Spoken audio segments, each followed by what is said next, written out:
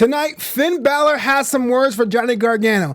Asuka has some miss for Dakota Kai. And Cameron Grimes has a cave-in for Tyler Bate. Happy Halloween because the NXT Aftershow starts right now. I'm Maria Menounos, and you're tuned in to AfterBuzz TV, the ESPN of TV talk. Now, AfterBuzz. Hey, how y'all doing out there? Happy Halloween, All Hallows Eve. AfterBuzz Wrestling and Sports, we're all celebrating the best holiday of the year. Here at NXT, we got costumes. AEW has costumes. My name is Flobo. Thank you so much for keeping your life in second screen. We have a good old time, y'all. But before we do that, we're going to all the matches, Wargames on the horizon. Let's introduce our all-star panel. On the far left, the man that's known as Punk Rock, but you can call him the Punk Rock Champion. Give it up for David Christopher. That's right. Today the champ is here. What? Champ TK. Yes, you are welcome for being, in my presence. Straight main eventer. Jim 2.0. This is what's happening right now. And on his right, TK is actually coming as TK for this Halloween. Give it up for the co-creator of Women's Pro Wrestling Weekly, Miss TK Trinidad. Just coming as black. All right, yo, I see you every day. But you also Canadian Assassin, so now you're not being the Canadian Assassin. You can do that too. I mean, look, tomorrow is Halloween. Yeah, doesn't mean you do anything for it. I mean, I don't understand this dressing up thing. You're confusing me. You know what? You're out of line. You're out of line. I'm the ref. All right, so if there was a Scrooge for Halloween, that would be you, TK. Are you hitting my gavel? Are you hitting my gavel? It's not a Scrooge. I'm just like, I don't understand. Like, I get a text message from Flobo. Are you dressing up? Flobito knows that we did. Well, Emily and I did 3 shows. Flobito came for the last one. Check out Amber O'Neil. She was on Women's Wrestling Weekly today. He comes for the big shows because, that's Flobito.com. So he came for that, but that's not, you just don't do that for a day. So me thinking about dressing up, I was like, what kind of text message is this? Shout out to TK Trinidad for burying her co-host on their NXT Aftershow. A fantastic program. Overall, but you know what? Energy, TK. It's not just all of us. If you want to give a props to, if you guys watching WWE's The Bump, our very own AfterBuzz TV alum, Evan Mack. Facts. Showed up with the GOAT Cena. We saw it here at AfterBuzz when he got for a national audience. And in fact, John Cena himself actually responded to that and said, meh. That's what a GOAT would say. If you guys haven't seen it today, episode of The Bump, check it out for the man, the myth, the legend, John Cena, and Evan Mack being a goat. Does that mean that John Cena liked it or he didn't like it? I was confused. Because he said, meh, that's what a goat would say. Right, so I get that. I think he thinks it's a good idea. It's a good costume. Because Evan looked pretty emotional. He did. I'm just saying. I think it's a good thing. And the fact that he acknowledged him to begin with is pretty rad. So they showed it to him on a red carpet. So I was just like, okay, but it wasn't like a happy Mia. It was like was it a Mia like it was like a double entendre? It was like Mia, whatever. Well, I figure if you're John Cena, someone's like, hey man, this guy thinks you're cool with a goat costume, I would react the same way. I'd be like, cool? But it's Evan Mack. We love him though. Shout out to Evan Mack, Heidi Mack, Barry Mack, all the Macks, Bernie Mack. I don't know who Barry Mack is anymore. It's been so long. But Evan Mack, come on back. Bring your dad in them greens. For real. You don't even have to come back. Just send your daddy. Later on, we'll be taking your calls. 424-354-8302. That's the number to call a little later on the show. First match of the night. Heel Dark Io Shirai against Candice Ray, Part 2. Io Shirai continuing to impress. Candice Ray, I thought she was going to win this one, but she doesn't. David Christopher thoughts about the match and overall. I'm with you. I thought, LeRae was going to take it. She's obviously the baby face. I mean, I just like watching her in general. She's nice to watch, so I don't mind. Okay. Yeah, give it up. The champion. All right, then. Okay. But I will allow this. But I will say on, just a competitive note, I thought the match was great. Both women, especially taking those chances with those dives outside the ring, high energy from start to finish, just killing it. I thought it was a great match. It was a great match. I still, like I said before, Candice Ray comes with years of experience, but I still think they're trying to figure out what her thing is, and until they figure that out, we can't. The NXT universe can't fully appreciate what she can bring to the table. Yeah, I was going to mention that if you guys have watched or listened to, you can do both. Corey Graves' new podcast, After the Bell, he had Triple H on there talking about the relationship between NXT and Raw and SmackDown, with the whole triple brand things. Triple H made a good point in saying the first couple NXTs were takeovers. They wanted these big matches, but now we're kind of getting more into what NXT looks like. To me, it's kind of interesting. They go to Candice Ray. Big match Candice that seems to be the glue of the women's division. If you were somehow booking the women's division, where would you slot Candice now, following her loss tonight? Well, it seems like they're setting her up to roll back down the hill, even though she wasn't even able to get up to the top of the hill, or even close to somebody like I don't even know what they're doing with Bianca right now. So it just seems like I don't know what they're doing in the writers' room. Well, we're gonna have they need a revamp. from obviously the looks of it, she's gonna be a mid-card opener somewhere. But she doesn't deserve that. She has the potential. I agree. I was talking to Amber O'Neal about Chelsea Green. Like, Chelsea Green she has everything. She has the look. She can wrestle. She can be any gimmick you want. She has the mic skills. But you're like, I don't even know what they're doing with her. So it's just one of those things where it's frustrating to see you have people who are in developmental, still trying to build those skills, or they might never get those mic skills or whatever skills they're lacking. And then you have people who have the full package, and WWE's like, Well, TK, let me ask you, do you think it's a matter of her not being over enough, or them just not knowing what to do with her? Not knowing what to do with her. Because she can get over if you have the right. You can get over if you have the right gimmick. And she has the potential to take that gimmick and make it something, but you need the right gimmick. So if you don't have a gimmick, then it's hard to get over, especially if they're not familiar with the indie scene. True. We're here in the chat. Shout out to Joseph Boza, who says Candice and Io rocked and knew this would be a great match. You can tell they wanted to pop with this episode today with the World Series needing a Game 7. Didn't realize that. But that's the thing. Here's an angle that was essentially reheated from the end of the summer, but we didn't mind because the match was awesome. Right. But Io Shirai, we'll get to that a little later where Hat Fate's going to be. I thought that you could have the best case scenario for this. Right. Final thoughts about the match at all? Well, shout out to Dylan Matthews for hopping in. He said it's Halloween in Australia. So shout out to him. Yeah. And then also see, it's Halloween somewhere, TK. She made herself. This is like the best holiday of the year. I don't get it, but It's the best holiday if you're a wrestling fan. It's all costumes. Really? We can discuss it. I mean, you're always a heel, TK, but you can actually wear some heel clothes to match. We're not going to go down that rabbit hole. But however, shout out to Dylan. Dylan, thank you so much for the gifts. I appreciate it. He is constantly giving us gifts every week. And thank you for tuning in because, what does Dylan do again? Dylan is an international man of mystery. He loves Vegemite. Oh, he doesn't know. We don't know what Dylan does? No, I never asked him. Okay. But he's probably doing something dope. He does it at work. I know. He has a job. So shout out to Dylan for I hope. Well, I mean, if he is cutting it at work, then please get fired. Don't get fired, but thank you. Don't do that. Just do this one last Hugh Biltail pick. So Finn Balor comes out and he's all angry because he's Finn Balor now, right? Thought it was amazing that his song's the same, but the lights didn't go on. We did the whole theatrical thing. Light goes on, spotlight, finger guns, looking very, very non-PG. This week on WWE Backstage, I'm not sure if you guys are familiar or watching it. I've tuned in. Finn said something along the lines of, SmackDown or Raw is Hollywood, NXT is Broadway. You really can't fake the funk. Thoughts about what the new heel Finn Balor is and how it relates to Prince Devitt? You know what, Finn? I agree 100%. I mean, you got the big stage, the lights, the smoke, the mirrors. You got Vince. You got all that behind you on the big shows. I agree. It's more little raw, gritty NXT. You got to prove yourself. You don't have as much oomph behind you. You know what I mean? So I agree with Finn. There's less room for error, and you got to actually really bring it. I'm not saying the main roster doesn't bring it. Of course they do. Of course. But I mean, there is a lot more help there. There's, like I said, a lot more smoke and mirrors there. And I agree with Finn. And I like his approach. I like his attitude. I mean, he can back it up with the skill set. And like I said before, I think he's going to just bring this division up. So I'm with you. I agree. TK, thoughts about the fact that they're setting up Finn Balor to take on Johnny Gargano. I'm pretty sure Finn Balor has to go over here. And he says in this promo that he'll take Johnny Wrestling and make him Johnny watches wrestling. Thoughts about the actual program? Are we still on board with Johnny Gargano now he has an opponent in Finn Balor? Or are we still going Johnny Vanilla? Well, first, shout out to Zeno Hour because he says we haven't shout him out. So shout out to Zeno Hour. But I think this is going to breathe new life for Johnny Gargano because he was pretty stale.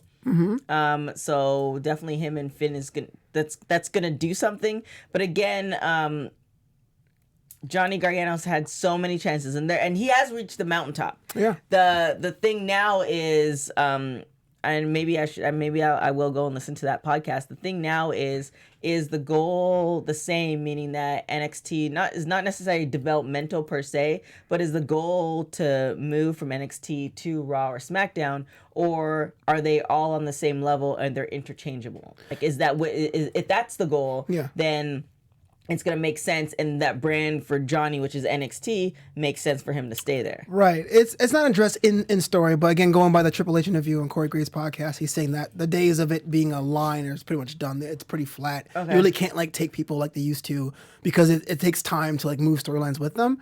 But I mean, who knows? It could be all corporate. Like move them from Raw to SmackDown? So the example that Triple H used on the podcast was like Vince called Triple H one day and was like, "I want your women's division." And he basically took the 4 horsewomen from NXT to up to the main roster, and Triple H had a plea to have Asuka stay behind to build that whole division around them. He's saying now with NXT on 2 hours, that's kind of can't happen anymore because of the moving parts. Now I'm not sure if it's all talk. That hasn't happened in a minute. And then even the people that left NXT, a la EC3 and stuff like that.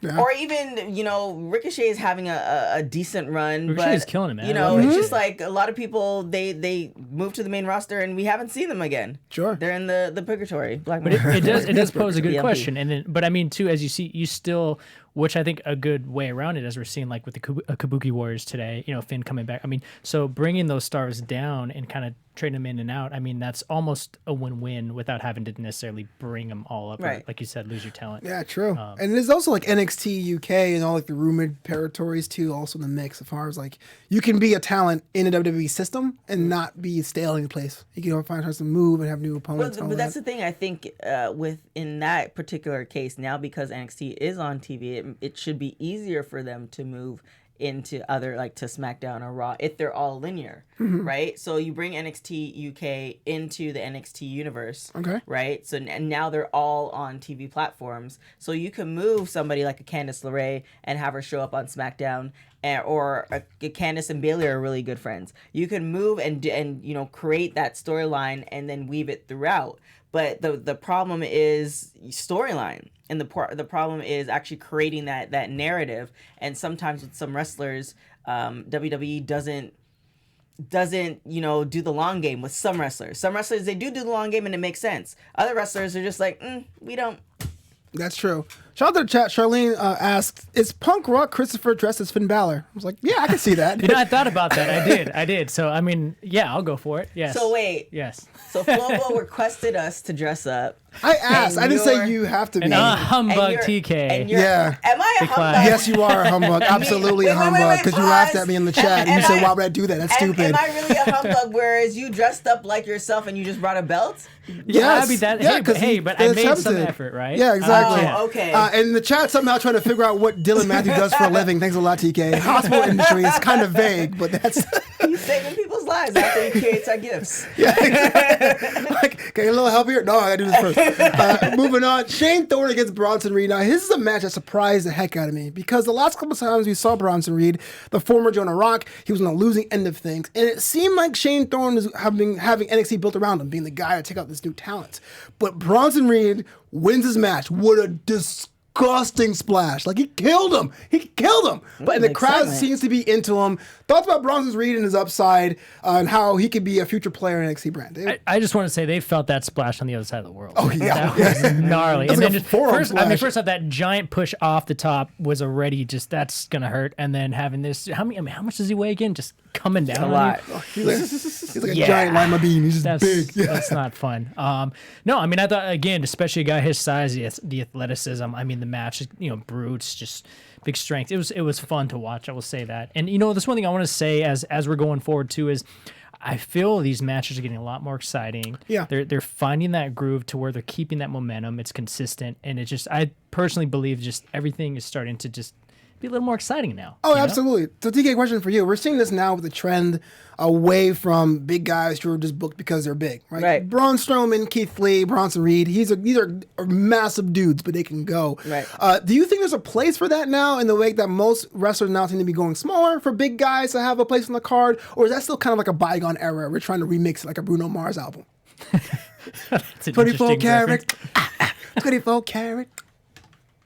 Well, then, I think with Keithley's another one. Like I can't remember if you were for him or against him, but I like him. Hate his music. You hate his music. Mm-hmm. I see he makes sense because he could appeal to different people in the WWE universe.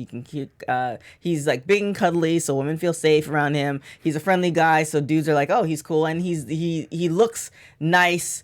and he also has the size where he's almost superhero-like to kids. Right. So he's marketable on all levels, and I think he has the personality as well. The problem, again, I feel like this is a drinking game every time I say storyline. The problem is that, we've brought him 2 different storylines within the last, where are we in October now? Since it's 10 months, within the last 10 months. Yeah. And it's like, he gets a little bit of push and then he disappears. Right. And it's like if they consistently had booked him for this whole time, he would be more of a prominent figure in NXT than he is now. So that's the problem. You're taking these people who they have legitimate experience. They can go. All they really need is that storyline for people to hook their teeth on. So, okay, storylines aside, though, do you think there's still a place for a Bronson Reed or for Keithley, or is that just kind of like we're just doing that because it's now is the time is where diversity is king now. Right. So yes, there's a place for big guys, there's a place for small guys, there's a place for big girls, small girls. There's a place for everybody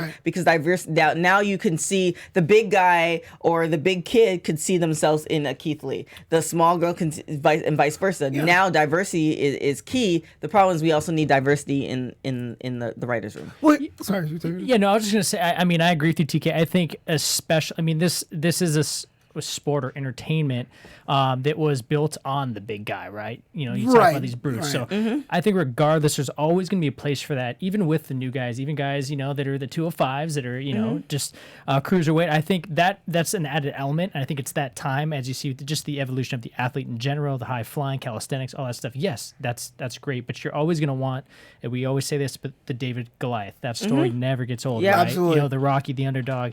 That's always an option. And again, it comes down to, the booking, and it comes down to the charisma and the right character. As we've seen, Braun had a great, when they pushed him, it was great. Everybody's buying into it. Who knows now? Well, here's my concern. This is why I said this all. Braun, they've just completely buried. He's Right. Never He's going to Saudi Right. Arabia, but yeah. Because the former NXT panelist and then current AEW host Jack Farmer and I will talk about this, and we'll say, boo.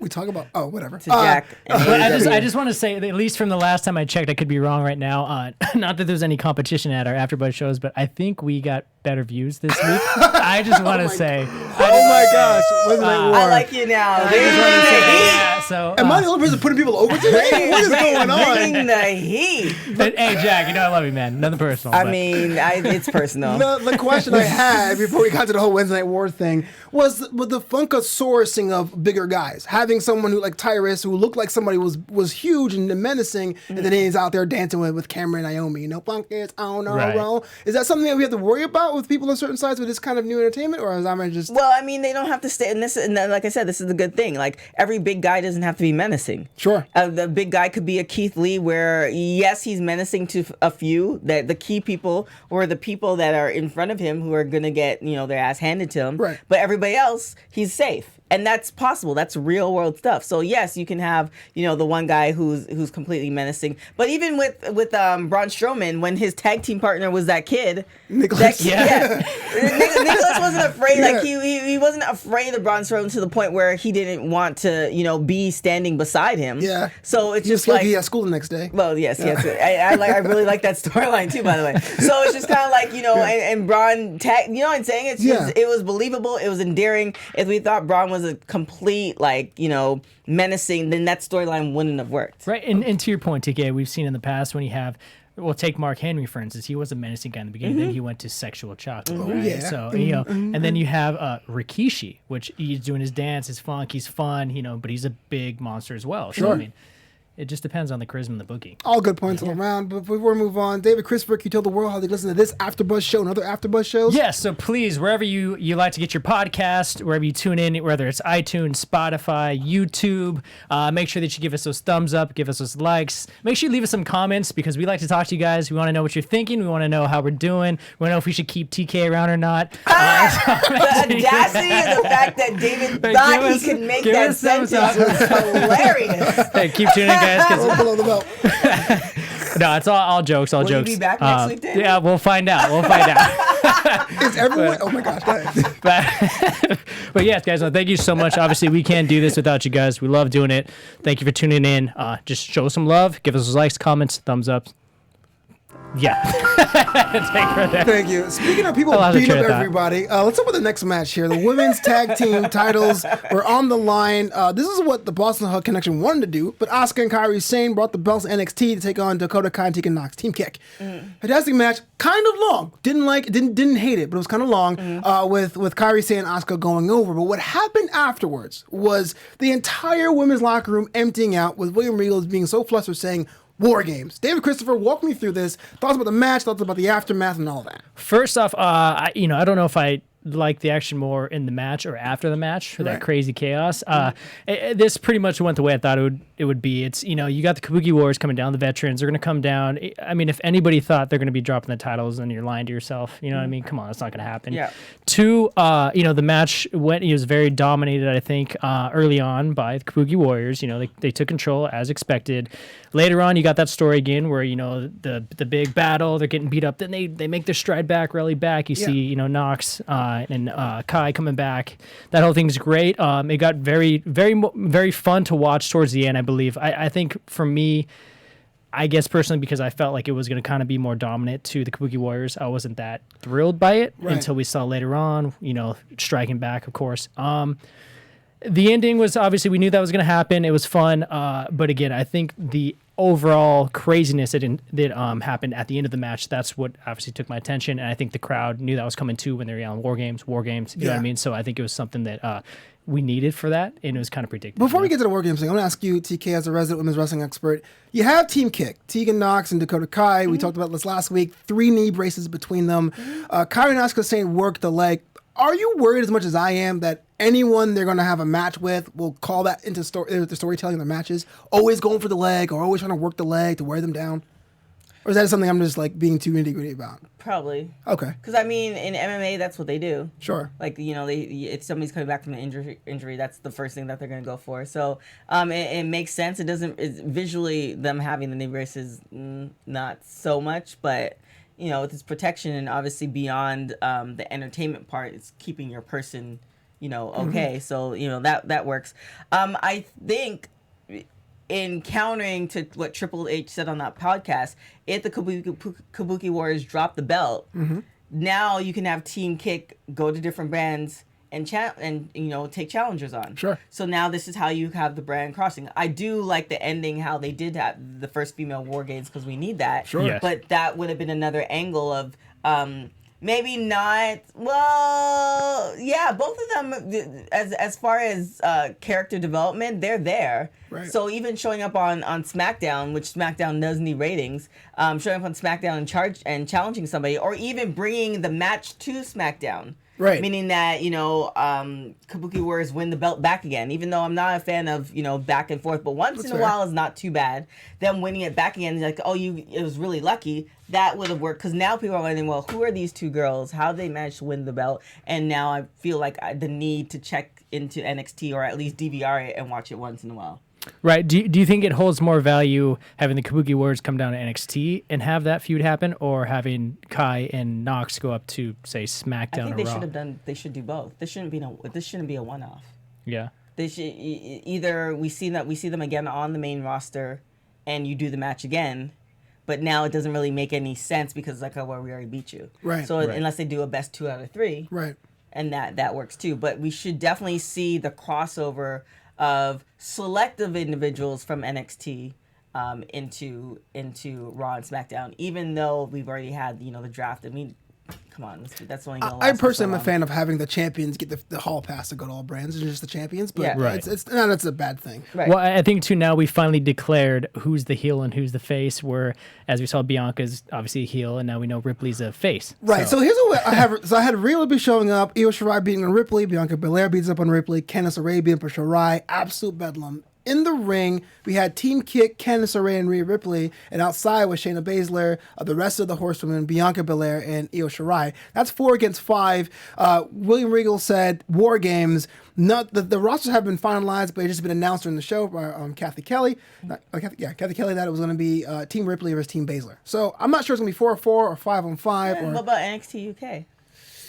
As far as the War Games? Yeah, why are we adding them? I mean, technically Ripley is on loan. She is technically on loan from the UK. I don't think she's gonna go back. If they separate they maintain the separation of the two brands, I don't think she's gonna go back. Okay. Ripley's time is coming. I'm saying it now. Her time's coming. She's gonna take the belt pretty soon. It's gonna happen. Fair enough. But speaking of NXT UK, moving on, we had the inaugural United Kingdom champion Tyler Bate taking on Cameron Grimes.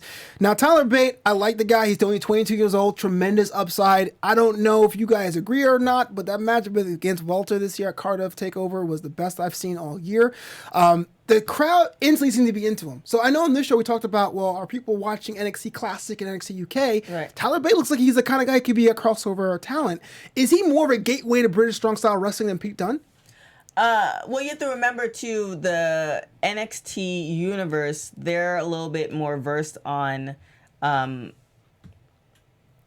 don't want to call it the appreciation. Maybe Finn Balor was right, because it's like it takes a certain individual to really appreciate Broadway. People who watch TV and movies, you know, you have people who watch Broadway as well, but it's like it takes a certain person to actually like appreciate it and actively go. So it feels like the NXT universe, they can appreciate British strong style because they can appreciate wrestling on a whole. Okay. Yeah. Yeah, I agree with that, TK. 'Cause I think if you're watching NXT in general, you're just a real wrestling fan. You know, wrestling, yeah, little wrestling. But I mean, and I just want to say, I love the clash of styles here, and Bates, you know, his crazy athleticism, it's high flying, you know, and Grimes too. That backflip into that suplex was insane. Grimes is growing on me for sure. That was He's awesome. totally growing Yeah. me for sure. I would not expect that from a guy like that, right? Yeah. So I mean, that match is awesome. Cameron Grimes gets the dub because Killian Dane, well, he didn't get involved, but he kind of stared down Tyler and he was Right. like in his head and whatever.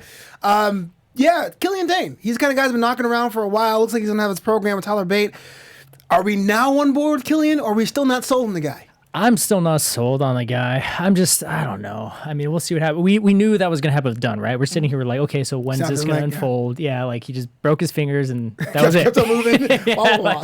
Yeah, so I mean, we're waiting for that. We knew that was going to happen, so we'll see what happens. I'm not sold yet, though. Fair. Yeah. Again, drinking game storyline. With a lot of these people, they're going to present them to us. So we had a discussion. I had a discussion with Amber. We talked for like over 2 hours off the show. So make sure you check out the episode. Put yourself over. I know, right? But the thing is, you know, you have a lot of people in the locker room, and you know, the rumor is WWE is holding a lot of people in the locker room, you know, and they're staying home doing whatever they're doing. But the ones that they bring forth, you need to put something behind them. Like there's only a few people that you can throw into a match and they need no storyline and they tell the story in the ring. Sure. That's an upper echelon of wrestling that few wrestlers currently at WWE can actually have. Right. Right. So you need the back of the backing of the storyline for the universe to get behind you. With him, it just seems like, they're doing the same thing that they're doing with Keithley. Oh, here you go. I agree with you. I know Figure we're it short out. for time, but here's a counterpoint, though. A lot of times when a wrestler gets, or a superstar, whatever, gets a lot of storyline and we don't feel they have the talent, we say they've been shoved down our throats. I mean, isn't that the other danger of that, of giving someone a good storyline even though they Who's may an not? example, like Roman Reigns? Oh man, I think that was a horrible push for Reigns. It's way too soon. The first one, yeah, for I sure. mean, but I digress. But No, but I mean, that's an example. I mean, I didn't mind Roman Reigns, but when he was pushed, he was the guy. There was a lot of people who say, "Look, man, I don't get why he gets a storyline this I time was that on guy. stage. But Like, why?" But we discussed the reason with Roman Reigns in particular is a little bit different than a lot of folks. We discussed the reason why Roman Reigns just didn't get over with some folks. Yeah. You know, you had dudes who didn't like him because he was handsome, and girls who wanted to F him. It was just a mixed bag of things. I always come down to charisma. I just think the natural charisma, that's a huge factor in getting yourself over, regardless of your character. I mean, if you can't, Christmas first and talent's up there. But that's the thing. He has, and if you watch the promos that he did with The Rock for the movie that they're in, Yeah. he has. It's one of those things where you're like, you see some people as wrestlers and they lack charisma, and it makes sense why they're terrible on the mic, and et cetera, et cetera, Makes sense why et you're cetera. terrible. But then you see Roman Reigns with The Rock, and you see how they banter back and forth. I'm like, why aren't we getting this version of Roman Reigns? well, hold on 1 second. Let me stop you right there, TK, because I feel some Roman Reigns hate. well, not for me. hold on. You're Right. talking about one of the greatest of all time. You're talking about The Rock, right? The great one, TK. Mm-hmm. So I mean, he can champ. bring a lot of anybody. You know what I mean? On top of the fact that you're talking how many years fast forward now from when they've been trying to push Roman Reigns, that he's had time to build up develop, to learn, to get better, to, actually improve his skills. Yeah, but Exactly. There you go. That's right. That's right. But think of The Rock. Natural charisma. That guy just kills it on the mic everywhere he goes. He was a good-looking guy. Guys maybe hated on him. Or okay. But I mean, so I don't think, at least personally for me, it wasn't that. It was just having that innate. Even I always go back to HBK. They can just sell, right? They can sell. They're good at what they do naturally. For me personally, I don't see that in Roman. He's never had it. But that's the thing when I'm talking about when him and the Rock were. This was them just talking. So some people like the Rock, they can, and even Chelsea Green is a good example of that. You can give them whatever character, and they're gonna make. I think it's a bad example. I think Roman is a bad example for this. Let's say when they pushed Zack Ryder to be the internet champion. I was a huge Zack Ryder fan, but there's people watching at home being like, "Who's this clown getting a U.S. title match?" Right? That's what I'm saying. Storyline versus charisma. I'm on the Zack train, man. Yeah, I'm the Zack. Get zacked. But moving on to my favorite part of the show. It's now time for TK's Boudoir. Get it, TK. Oh my goodness, today's Boudoir is brought to you by Center In Skincare and Candles. If you need any candles or cocoa butter or any body scrubs, you can go on the website centerin.com, put in the code AfterBuzz TV, and you get a nice little discount. I wouldn't do it, but you can. Well, Christmas is right around the corner. Yeah, God, yeah. Lobito is a hater. But thank you everybody else for ordering that cocoa butter. Appreciate it. We are seeing the orders. I appreciate it. However, the Boudoir is going to tag team duo, or they formally they formed it today, so I don't know if they're going to keep it, but I am believing it. Matt Riddle and Keithley. I like I didn't necessarily like the baby blue on just Keithley, but the combination of baby blue on both of them, I'm feeling. They definitely coordinated backstage. Yeah. They're like, yo, you wearing that? I'm gonna wear this. Yeah, so I'm for that, and I'm for them getting a proper, both either together or separately, getting a proper push, because it's deserving. That would more be Keithley than Matt Riddle. Matt Riddle still has time to grow, but Keithley, I feel like it's just that one element. That would be a fun tag team.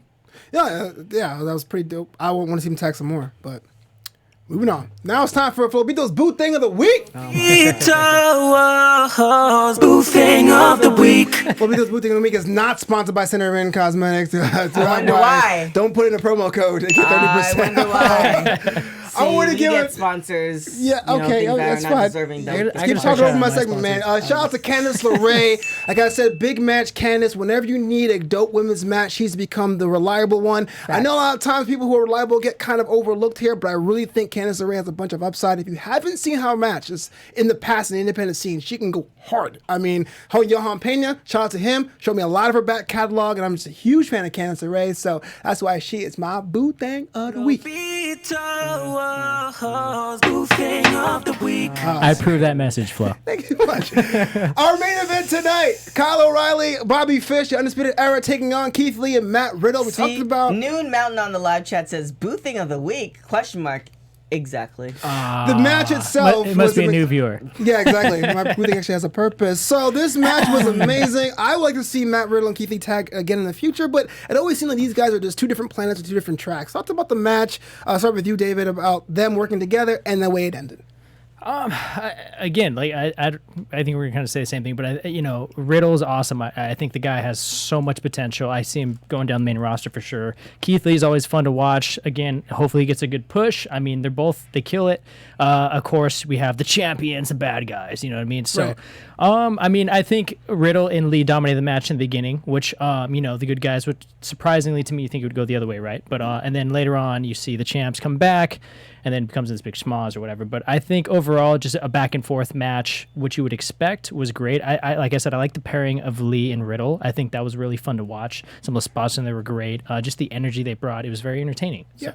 So TK, thoughts about Kyle O'Reilly and Bobby Fish as tag team champions? They can go from badass dominant heels to being the cowardly heels. I mean, their range and their run. How do you like them? I dislike when we go in knowing that the belt is going to be retained. Mm-hmm. Like, I mean, yes, of course, every time can't be a massive surprise, but if you're going to... I do hope that they keep Keithley and Matt Riddle together, because then it seems like it's a legitimate tag team and they're setting up for something in the future. However, if they separate them next week, then it just seems like, oh, well, we just needed a filler. Which, to me, then that's disappointing, because... it doesn't add to the story of the match. Well, it seems the story of the match is setting up for War Games with Thomas Ciampa coming out with his crutch. I love that he's still carrying a crutch like an old man. Shouting out Goldie, saying, sorry, Goldie, this has to wait. I'm going to war. Now, the Undisputed Era has been in that War Games match the last 2 years. We're wondering how it's going to work out because they have all the belts or the championship. You don't call them belts, right? Whatever. Thoughts about this idea about Tommaso Ciampa coming back and going into War Games against presumably the Undisputed Era?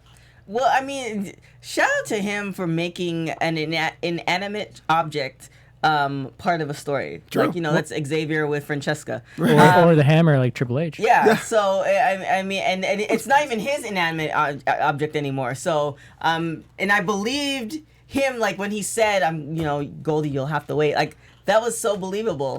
And I'm excited he's actually going to get Goldie, like, sooner than later. It's, seems also kind of creepy, but, I'm for it. Yeah. I always tell people who say they like a wrestler, and I don't mean this literally, 'cause I know you don't do this, but would you presumably buy Tommaso Ciampa's merch? Are you that on board with involved in his character? Like, now. I'm not saying you literally. I'm just saying you would like wear that your love out externally. Would you tell people about Tommaso Ciampa? I think if I were to ever buy a shirt, the next shirt, because I do have some shirts. The next shirt I would get is Street Profits. Okay, gotta support the brothers out there. Wait, are you on board with Tommaso Ciampa? Like, I'm on board with him right now. I am. I liked that ending. It just I felt that with you, TK. You're just like, I'm going to war. Yeah, like it was the excitement. Yeah. Next week, Damian Priest takes on Pete Dunne in a match that I'm looking for, kind of, sort of. But we'll get more into that. But right now, the phone lines are now open. 424-354-8302. 424-354-8302. Next week, Damian Priest, Pete Dunne. Killian Dane in the background is like a specter, like a ghost, is waiting to attack to get his finger retribution or justice. We talked about Killian Dane. We talked about Tyler Bate. Now, Pete Dunne, here's somebody who is on NXT Classic. Everyone's talked about how good of a talent he is, but to me, I personally, I don't feel he has a right platform, storyline even, to showcase his talents. Drinking game, exactly. Is Damian Priest the guy? I think Damian Priest is the guy to go a different route, away from Dunne. I think, I mean, I agree with you with Dunne. I don't think it's the right platform. I'm not really that stoked on the storyline either. So I feel like this is just another repeat to kind of build that storyline for them. But Priest needs to do his own thing. Wow. I feel the same way. I'm reading the chat here. A lot of people are talking about the War Games matches. Joseph Boza says CBS Sports revealed that Rhea and Shayna are team captains, confirming what we were saying before. And CBS does cover wrestling. Yeah, they actually have a WWE Darn right, yeah, they do. I'm not sure if they do the other promotions as well. No. Okay. Let's talk about the promos of the other talents that weren't as featured as much. Personally, Asuka and Kairi Sane got a promo, but they were on the show. Angel Garza and Mia Yim both got a little bit of promo talking about what they are. So Mia Yim says she's a rose that grew from concrete. It looks like they still have faith in Mia Yim. How would you introduce her back? It looks like she's not going to War Games. It looks like she's not going to be in that pay-per-view, but she's a talent that's important enough to have her own promo package. Again, it's the same thing. Like, you have somebody who's legitimately in the game, has the skills, has the talent, and this is, again, where we're talking about diversity, not only in front of the camera, but behind the camera. The people... And, if you are watching WWE, prove me wrong and show me a screenshot of the people behind the scenes making these decisions and writing these stories. Okay. Because it just seems like, there is a story with Mia Yim, and they're trying to find that angle. Like, for instance, you have Bobby Lashley. Like, it's a love-hate with Bobby Lashley. However... you have a phone call coming in. Hold that thought. Hey, hello? Hello, you're on the air. Hi, guys. How are you? Hey. That's fantastic. Tell the world who you are and where you're from. Charlene from Sacramento. Hey, Charlene. What's up, Charlene? Sacramento. Sacramento. Yeah. Yes. So I know this probably isn't the correct show, but I'm wondering what your guys' thoughts are about the Saudi Arabia show happening tomorrow and then the women's match that they just announced today. Fantastic. TK? Well, we did talk about this on Women's Wrestling Wiki, so definitely tune in. We had Amber O'Neal on the It's show. a good show, by the way. Check it out. Well, I mean, of course he's gonna promote this one, the one that he's in. But c'est la vie. I am for it. However, it's like I said on Women's Wrestling Weekly, which happened at 4:00 today. But you can watch Okay, you're done. Answer the lady's question. What are you doing? However, with that, it's just one of those things that Saudi Arabia is just such a messy situation with WWE. You have a handful of people who are not going to watch it just because of everything that's going on the political side of it. And then how WWE does these things with Crown Jewel, they don't really tie it in with the rest of the storyline after it happens. Like they plug it, because I don't know if they're contractually obligated to, but they plug it and they do, something that has nothing to do with the storyline in general for Raw or SmackDown, and then it disappears. So I'm happy for the ladies, but if they didn't do it, it wouldn't have been something that I was clamoring for. What I am clamoring for is a Mae Young Classic 3, and That's coming. It's coming. well, if it was coming, then it should be an annual thing, and we're approaching the end of this year, so therefore it's not annual. I'm pretty confident it's happening towards the end of the year. I got to double check that. But thoughts about the highly match? doubt that. And a Women's Evolution. Evolution's not announced. But Exactly. thoughts about the match? No, I mean, I think it's a good thing. Absolutely. Any kind of push we can get like that, especially in that kind of platform, in that respect, is I think great for the women. So I'm for it. Oh, It's going to be a good match. Yeah. For me personally, Charlene, this match here is amazing for two different reasons. One, if I could be a little bit cynical, Natalya already has a bodysuit, right? She has to be more modest for that But for she that doesn't position. cover her arms. That's true. And I do think she's a technical wrestler that can really show the Saudi audience what women wrestling can do as far as her range. And Lacey Evans, one, she had a program with Natalya. She's worked with her before. And her character, being a lady, can also lend to it being modified for the Saudi audience. Yeah. I know these matches are always kind of loaded, but when it comes down to it, WWE has a one goal as a business, and that's to expand its platform wherever it can. So I don't knock the shows themselves. I try to watch them live, but I'm glad with the match is happening. I have one more question, if you don't mind. Oh yeah. How long of a match do you think they'll give them? Oh, see, that's what I was thinking. Yeah, good point. I worry that it might be short.